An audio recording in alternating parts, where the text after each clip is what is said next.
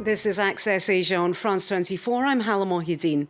Coming up in today's programme, increased protections for children in Pakistan as a new law cracks down on forced religious conversions. We meet Japan's dwindling Christian community, now the subject of a new Martin Scorsese film. And Rock On, we'll take you to Burma, where the heavy metal scene is booming, literally. But first to Pakistan, where the province of Sindh has adopted an historic law to protect religious minorities. Forced conversion has long been an issue in the Muslim-majority country, an issue mainly seen as affecting Hindus. Well, this new law prevents a person from changing their religion until they're 18 years old, but it has been challenged by hardline Islamists as being anti-Islam. Our correspondents in Pakistan report now from Sindh. This mother has not heard from her daughter for over 2 years. While the teenager was playing with other children in this Hindu village in southern Pakistan, a group of men came and kidnapped her. They came and took my daughter away. It was a nearby Muslim family. We went to get her back and were able to get her. But they came back and said she is married in our family and converted. The second time they came, they took her at gunpoint. For teenage girls in Pakistan's Sindh province, such violence is a common occurrence. There, nearly 1,000 underage girls from minority religions are forced to convert to Islam each year. To criminalize these kidnappings, forced conversions, and forced weddings, the government recently introduced a new law. Mechanism of complaint, definition and punishments, everything is there.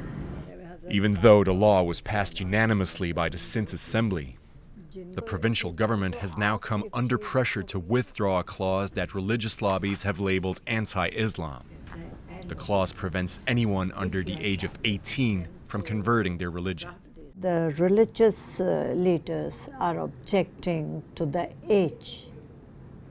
They say there should not be any age, and a person can be converted at any age. This madrasa, or Quranic school in Karachi, is known for its hardliner and intolerant Islamic ideology. Over 5,000 children study here. Please stand up and recite some Quranic verses.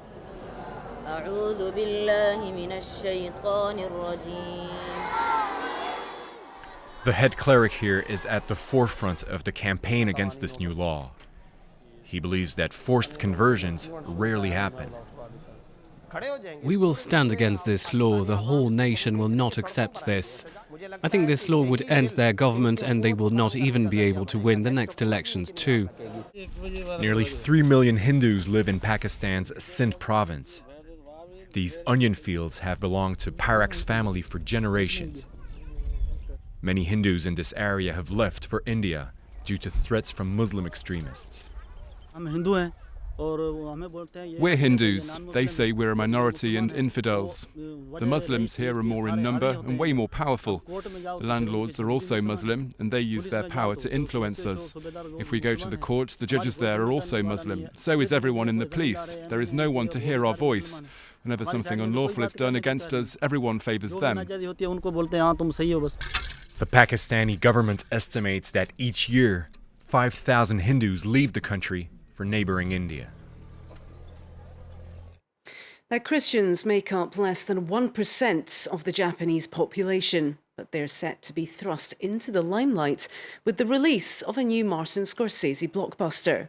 Silence is based on the famed novel by Shusaku Endo, which tells the story of the persecution Japan's Christians endured in the 17th century. For Japanese converts, hiding their religion became a matter of life and death for some 250 years. Persecution which has repercussions to this day. When he kneels before the Virgin Mary, Masaichi Kawasaki prays for his ancestors. He's one of the last descendants of Japan's hidden Christians.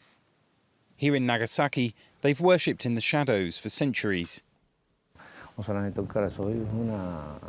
It was only natural that I would learn this practice, as it was part of my daily life growing up as a child. A bit like one assimilating a habit into everyday life. Jesuit priest Francis Xavier first brought Catholicism to Japan in 1549. By the early 17th century, there were at least 200,000 followers. The missionaries replaced the existing temples with churches, and in doing so destroyed statues representing Buddhism. Persecution began, and in 1614 Christianity was outlawed. Missionaries and priests were killed, and for the faithful the choice was simple: renounce Christ or die.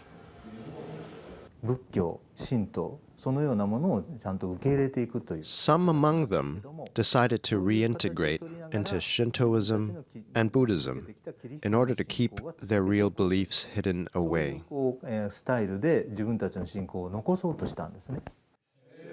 Christianity became an oral tradition, the spoken word being the only way to pass on the message without leaving a trace.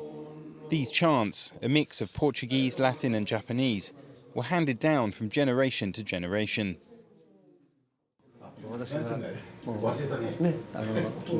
I'm conserving my faith with the slender hope that my children will carry the torch when I die.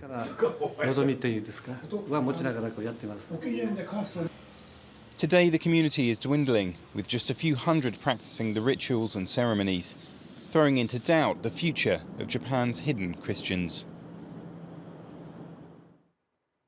Now, after half a century of cultural repression, Burma's artists are now experiencing something of a renaissance. Since Aung San Suu Kyi's party came to power, the climate is more relaxed, and musicians are finding their voices once again.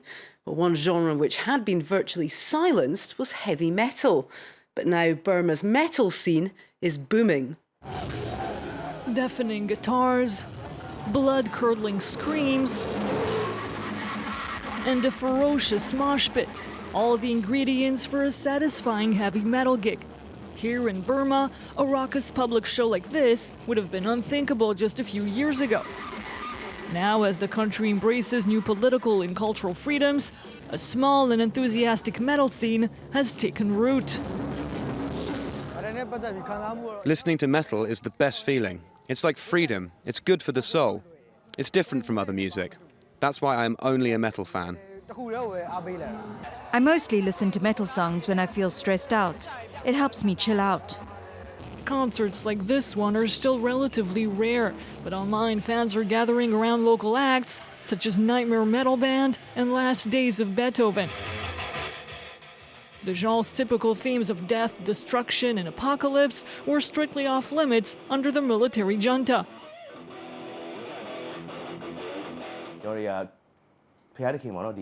We could not criticize Christianity or be anti-Buddhist.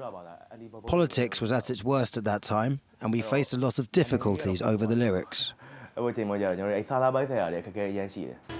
a lack of suitable venues and self-censorship still common, heavy metal here is still in its infancy.